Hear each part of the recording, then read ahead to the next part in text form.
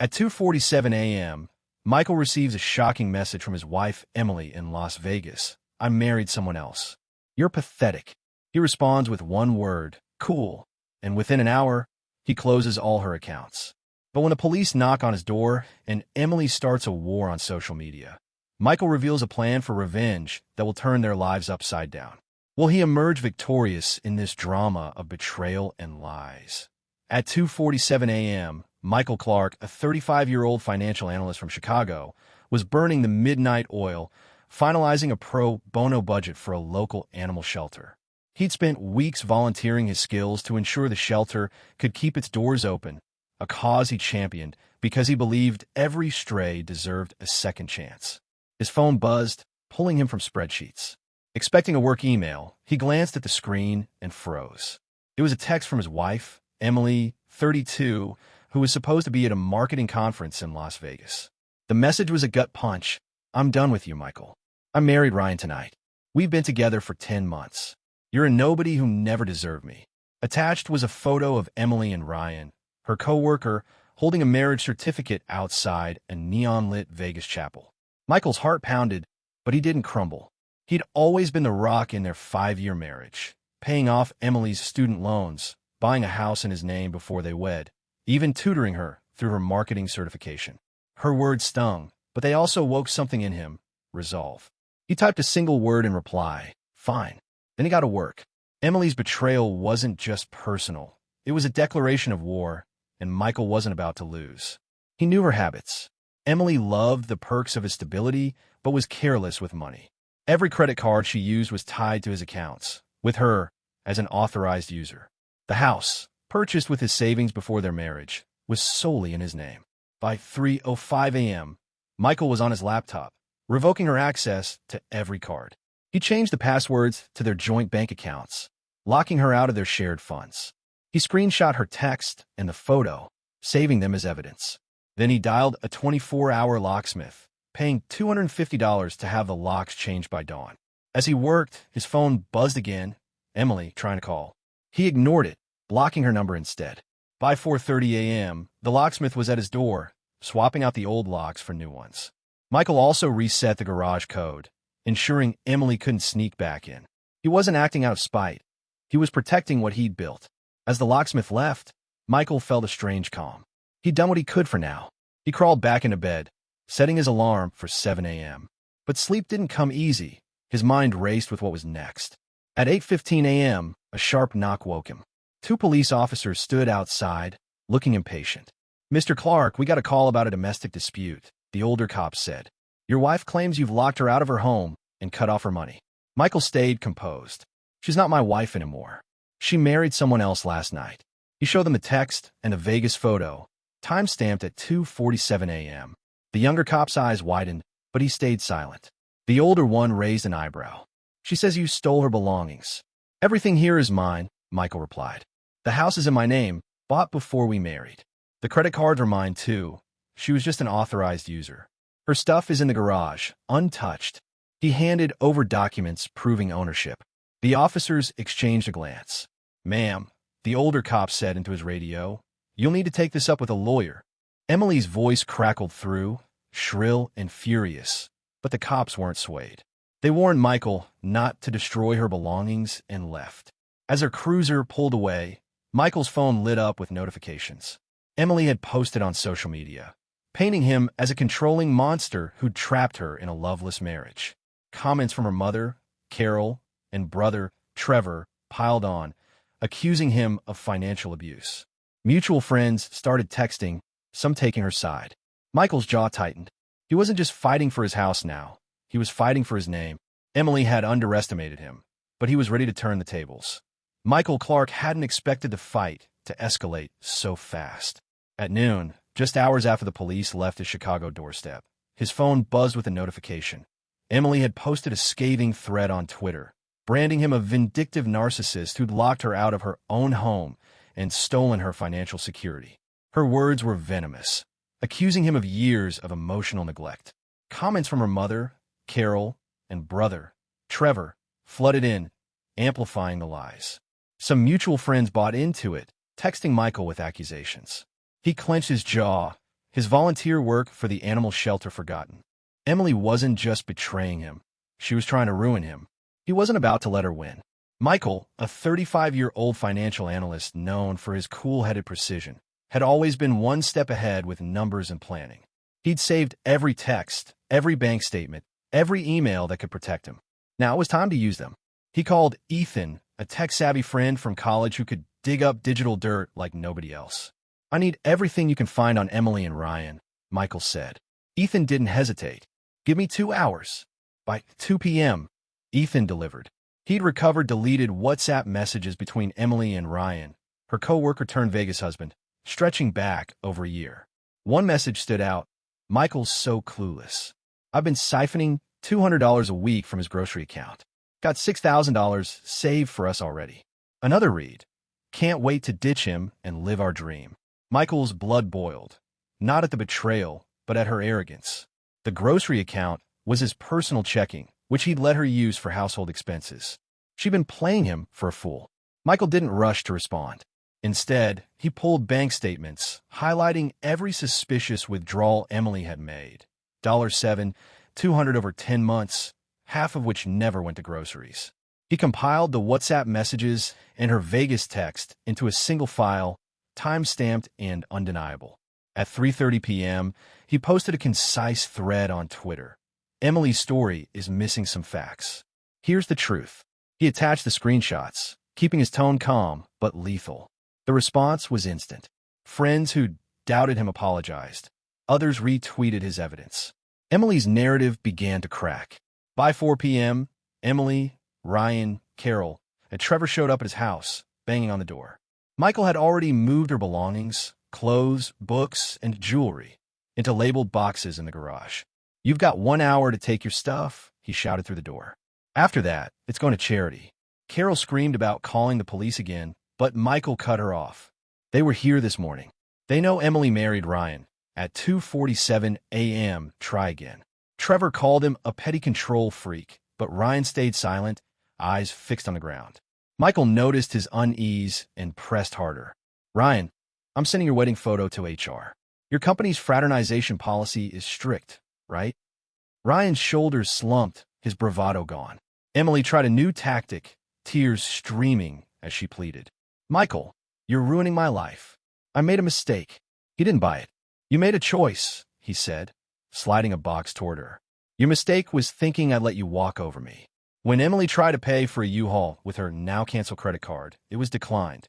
Ryan had to scrape together cash, his face a mix of shame and frustration. As they loaded the boxes, Carol muttered about lawsuits, but Michael was unfazed. He'd already contacted Lisa, a divorce lawyer recommended by a coworker. She was reviewing his evidence and preparing for war. By evening, Emily's Twitter thread was buried under replies calling out her lies. Mutual friends unfollowed her, and her posts stopped gaining traction. But Michael knew this was just the start. Emily wasn't the type to back down. She'd escalate, and he had to be ready. Ethan texted him a heads up, found more. She emailed Ryan about a secret account she opened last month. "Want me to dig deeper?" Michael replied, "Do it." The stakes were rising, and he was all in. Michael Clark's phone lit up at 7 a.m. with a desperate voicemail from Emily, left from a burner number. "Michael, I messed up. Ryan's nothing compared to you. Please, let's talk." The 35-year-old Chicago financial analyst deleted it without a second thought. He'd spent the previous day dismantling Emily's lies on social media, exposing her affair with Ryan and her secret cash withdrawals. Now, she was scrambling, but Michael wasn't buying her crocodile tears. His volunteer work for the animal shelter had taught him one thing. Trust is earned, and Emily had burned through hers. The stakes were about to climb higher. Ethan, his tech-savvy friend, texted at 8:15 a.m., found that secret account Emily mentioned. She opened it 3 months ago at a credit union. $8,000 deposited, all from your checking. Michael's stomach churned. That money was meant for their shared expenses, groceries, utilities, her certification course he'd paid for. She'd been planning her exit for longer than he'd realized. Ethan sent over screenshots of emails between Emily and Ryan, including one where she wrote, "Once we're in Vegas, I'll transfer the rest. Michael won't suspect a thing." The audacity fueled his focus. Michael forwarded the evidence to Lisa, his divorce lawyer, who replied instantly, "This is gold." She's digging her own grave. Lisa advised him to hold off on confronting Emily until they could use the new findings in court. But Emily wasn't waiting. By 10 a.m., she'd escalated her social media campaign, posting a tearful video on Instagram. In it, she claimed Michael had isolated her and forced her into Ryan's arms by being emotionally unavailable. Her mother, Carol, and brother, Trevor, commented furiously, rallying her followers. A few mutual acquaintances started messaging Michael, urging him to be the bigger person. The pressure was mounting, but he stayed calm. At noon, Emily showed up at his office unannounced, banging on the glass door of the financial firm. Security blocked her, but she shouted loud enough for half the floor to hear. "You're a monster, Michael. You can't just erase me." Colleagues peeked over cubicles, whispering.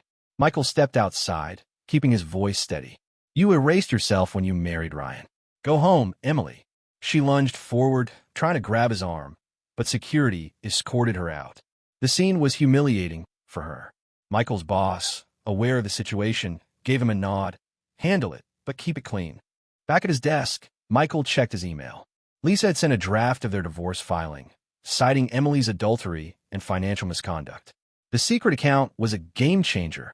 It proved premeditation. But then Ethan called with a bombshell. Ryan's been fired. Their company caught wind of the fraternization. Emily's on thin ice too. Michael smirked. The Vegas high was crashing fast. He instructed Ethan to keep digging, suspecting Emily had more to hide. By 3 p.m., Emily's next move came, a text from Trevor's phone. "They're going to regret this. Mom's hiring a lawyer to sue for half the house." Michael laughed. The house was his, bought 2 years before their marriage. He replied, "Tell Carol to save her money. She'll need it for your sister's U-Haul." Then he blocked the number. But the threat lingered. Emily was desperate, and desperate people do reckless things. That evening, a mutual friend, Sarah, called with a tip. "Emily's telling people she was coerced into marrying Ryan.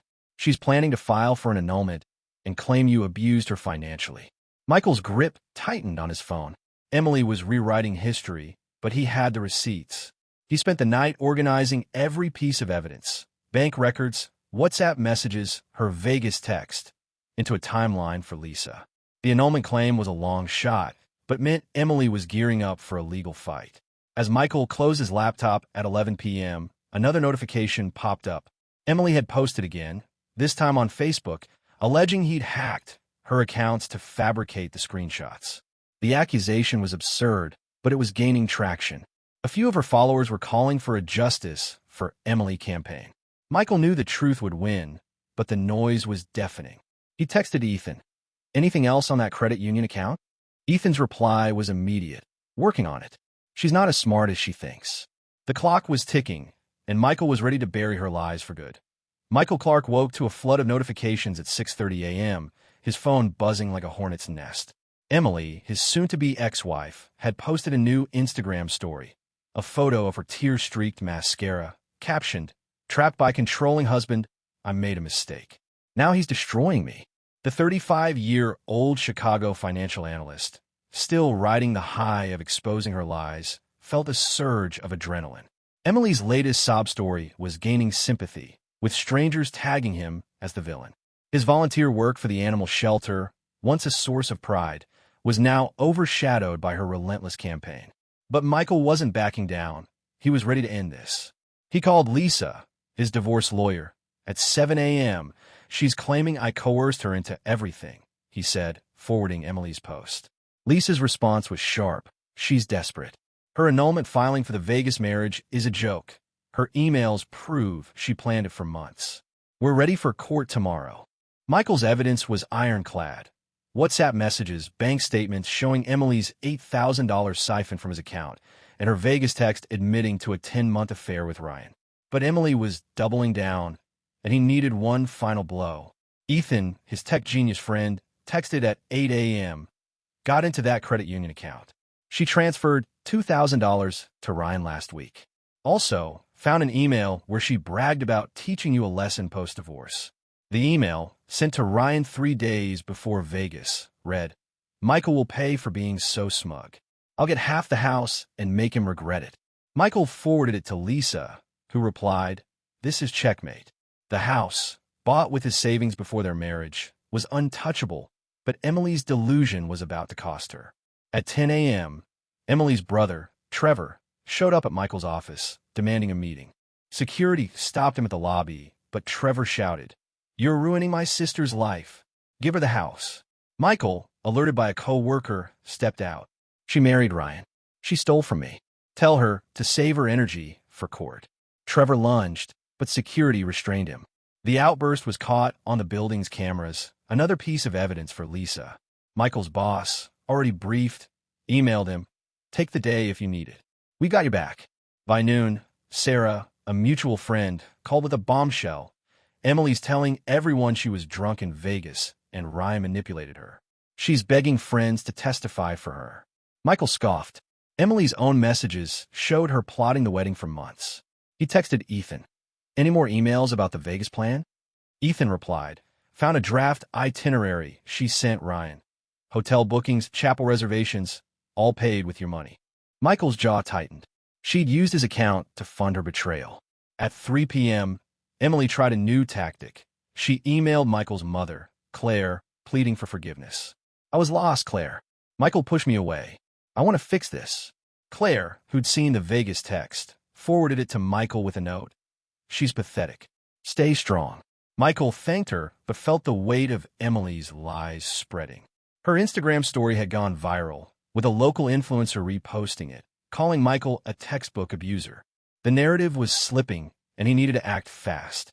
Lisa called at 5 p.m. with a plan. "We're filing a countersuit for financial misconduct. Her secret account and transfers to Ryan are fraud. We'll also request alimony. She lived off your income while plotting this." Michael agreed, but the stress was mounting. That evening, he met Ethan at a coffee shop. Ethan handed over a USB drive. "Everything's here. Emails, bank records, even a text where Ryan admits he thought Emily had her own money." Michael grinned. Ryan, now jobless after their company's fraternization bust, was living with his mom, broke. At 9 p.m., Emily made her boldest move yet. She filed a restraining order, claiming Michael was harassing her by exposing her lies online. The filing was flimsy, but it meant a hearing before the divorce court. Michael's heart raced. This could delay his case. Lisa reassured him. "She's overplaying her hand. The judge will see through this." As Michael lay awake that night, his phone pinged with one last message from an unknown number. "You'll pay for this, Michael." He didn't respond. Tomorrow's court date was his chance to end Emily's games for good. Michael Clark stepped into the Chicago courthouse at 9 a.m., his pulse steady despite the storm brewing online. Emily's latest Instagram post, a melodramatic plea claiming he'd stolen her future, had gone viral, racking up thousands of likes overnight. The 35-year-old financial analyst, whose volunteer work for an animal shelter had once defined his quiet pride, now faced a courtroom showdown. Emily's restraining order and annulment claims were desperate moves, but Michael's evidence, WhatsApp messages, bank records, and her Vegas confession were a fortress. Today, he'd end her lies for good. The hearing began at 9:30 a.m. Emily's lawyer, a nervous rookie, argued she'd been emotionally coerced into marrying Ryan in Vegas, claiming Michael's financial control drove her to it. Lisa, Michael's attorney, stood up, her voice cutting through the room. "Your Honor, my client has 92 pages of correspondence proving the defendant planned her affair and marriage for over a year." She slid a binder across the table, packed with emails, texts, and bank statements showing Emily's $8,000 theft from Michael's account. The judge, a no-nonsense woman in her 50s, skimmed the evidence, her expression hardening. Emily, sitting across the room, shifted uncomfortably.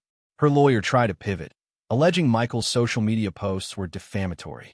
Lisa countered, "The defendant posted first, accusing my client of abuse." He responded with facts, her own words. The judge raised an eyebrow. "Ms. Harper, you wrote, 'Michael will pay for being smug.' Explain how that's coercion." Emily stammered. "I was upset.